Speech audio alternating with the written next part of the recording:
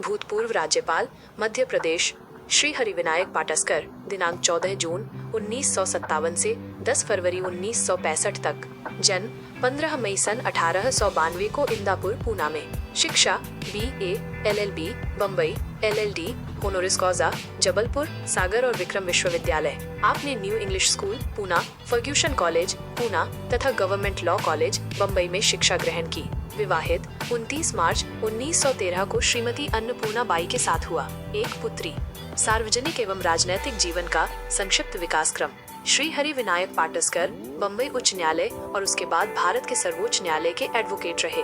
सन 1920 से लगातार अनेक वर्षों तक आप अखिल भारतीय कांग्रेस कमेटी के सदस्य रहे। सन 1926 में बम्बई विधान परिषद के सदस्य बने तथा 1930 में महात्मा गांधी के आह्वान पर सदस्यता से त्याग पत्र दे दिया। सन 1921-37 में आप चालीसगांव नगर पालिका के अध्यक्ष रहे। सन 1937-39 और 1945-52 में बम्बई विधानसभा के सदस्य रहे।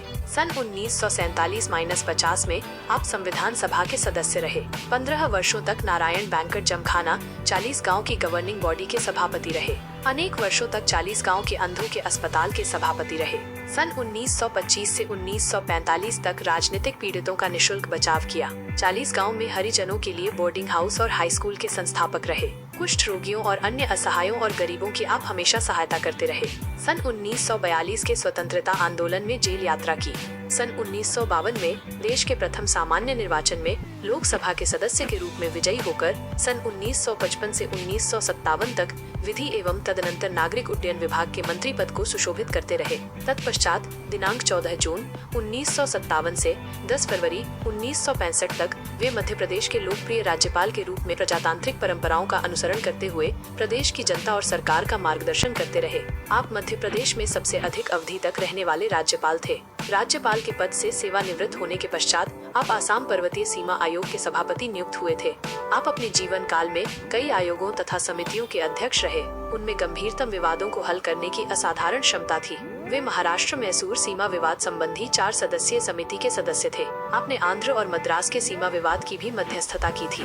केंद्रीय विधि मंत्रित्व काल का उनका ऐतिहासिक हिंदू कोड बिल भारत के विशाल हिंदू समाज की प्रगति के इतिहास में सदा अमर रहेगा। देश के संविधान निर्माण में उनके विद्वतापूर्ण योगदान की पंक्तियां तो अपने अंतःस्थल में श्री पाटस्कर की स्मृतियां सदा जागृत करती रहेंगी। अपने जीवन के अंतिम समय में सन 1967 से आप पूना विश्वविद्यालय के उपकुलपति पद को गौरवान्वित कर रहे थे। संसदीय मामलों के निष्णात विद्वानों में आपकी गणना थी। एक मूर्धन्य विधिवेत्ता के अतिरिक्त आप एक कुशल प्रशासक, महान शिक्षा शास्त्री तथा लेखक भी थे।